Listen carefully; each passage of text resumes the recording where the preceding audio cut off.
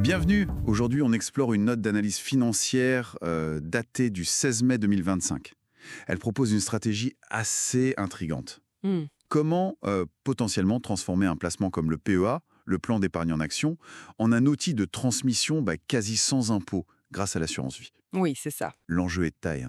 Potentiellement des dizaines de milliers d'euros d'impôts sur la succession économisée.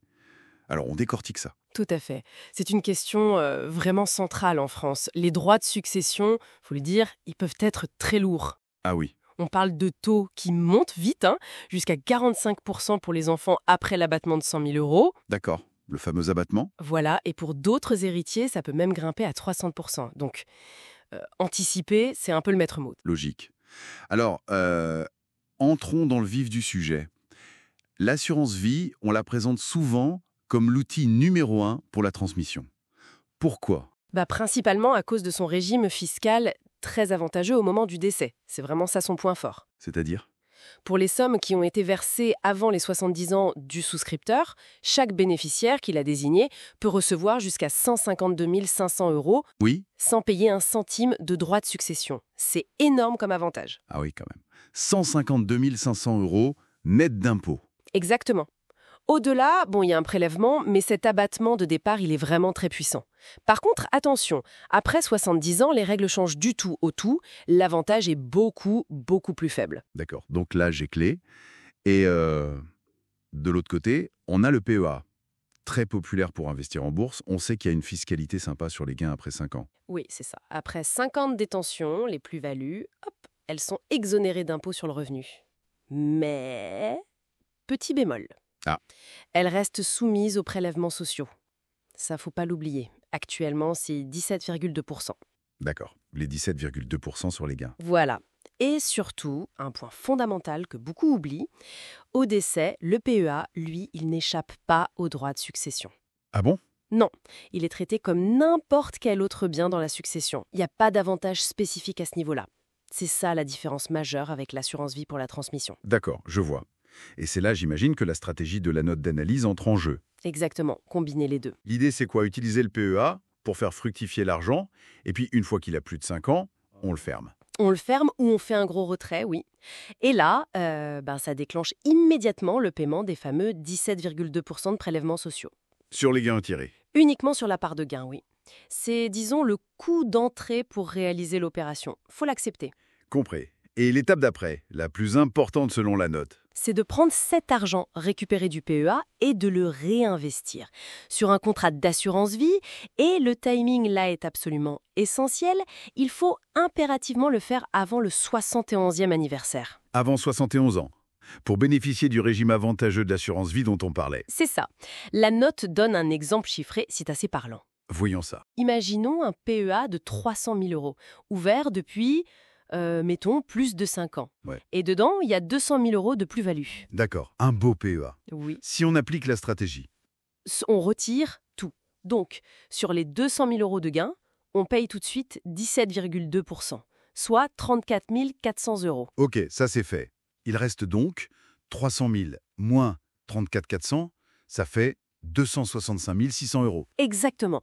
Et ces 265 600 euros, on les verse sur une assurance vie, avant les 71 ans, je le rappelle. Et au moment du décès, si on a désigné, disons, 2 enfants comme bénéficiaires. Eh bien, ces 265 600 euros sont transmis sans aucun droit de succession. Zéro. Zéro. Pourquoi ? Parce que 265 600 euros, c'est inférieur à l'abattement total disponible pour 2 bénéficiaires via l'assurance vie. On a vu que c'était 152 500 euros chacun, donc 305 000 euros au total. Ah oui, d'accord. Du coup, le coût fiscal total de l'opération, pour transmettre ce capital, c'est uniquement les 34 400 euros de prélèvements sociaux payés au moment du retrait du PEA. Intéressant. Maintenant, comparons avec le scénario où on ne fait rien. On laisse le PEA de 300 000 euros dans la succession. Pas de coût immédiat, c'est sûr, mais au décès. Alors là, au décès, les 300 000 euros entrent dans la succession classique. Chaque enfant hérite de 150 000 euros. On applique l'abattement de 100 000 euros. Il reste 50 000 € taxables par enfant. Voilà. Et sur ces 50 000 €, selon le barème des droits de succession, ça fait à peu près 8 194 € de droits par enfant. Donc 16 388 € de droits de succession au total pour les deux. Oui, mais attention, ce n'est pas fini. Hein? Les héritiers devront aussi payer les prélèvements sociaux sur les 200 000 € de gains du PEA au moment où ils liquideront le plan ou retireront l'argent, soit encore 34 400 €. Ah oui, d'accord. Donc le coût total devient 16 388 € de droits, plus 34 400 € de prélèvements. Ça nous fait 50 788 €. Le calcul est rapide. La stratégie de la note permettrait d'économiser 50 788 moins 34 400, soit 16 388 € dans cet exemple précis. C'est ça. L'économie potentielle, mise en avant. Ça semble effectivement intéressant. Mais j'imagine qu'il y a des inconvénients ou des points auxquels faire attention. Bien sûr, comme toujours. D'abord, il faut accepter de payer cash les prélèvements sociaux tout de suite, des 34 400 € dans notre exemple.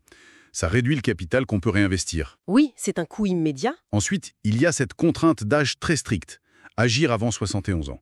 Si on rate le coche, une partie de l'intérêt disparaît. D'accord. Il faut aussi se rappeler qu'un PEA, c'est investi en actions, donc la valeur fluctue. Si on doit clôturer le PEA en pleine baisse des marchés, c'est pas idéal. Oui, le market timing. Voilà. Et enfin, c'est une opération qui demande une certaine gymnastique administrative. Clôturer, ouvrir, verser.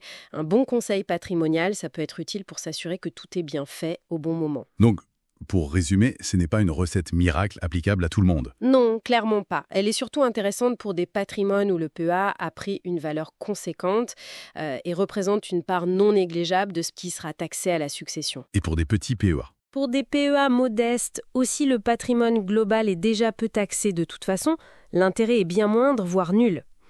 Mais l'inverse est vrai aussi. Pour des sommes importantes, ne rien faire, ça peut coûter vraiment cher aux héritiers. Bon, pour synthétiser alors, cette stratégie de basculer le contenu d'un PEA vers une assurance vie avant 71 ans, comme le décrit cette note, ça apparaît comme une piste sérieuse pour optimiser la transmission. Transformer un capital qui serait taxé en un capital beaucoup moins taxé, voire pas du tout. C'est une belle illustration de ce qu'on appelle l'ingénierie patrimoniale. Mais ça demande une analyse fine de chaque situation, le patrimoine global, les objectifs, l'âge, la composition familiale, et un timing bien maîtrisé. Oui, ce n'est pas à prendre à la légère. Et ça nous amène peut-être à une réflexion un peu plus large pour conclure. Au-delà des aspects purement techniques et chiffrés, quelle place on accorde, chacun, à cette anticipation successorale dans notre stratégie globale? Comment on pense à préparer l'avenir de nos proches? C'est une question importante, je crois.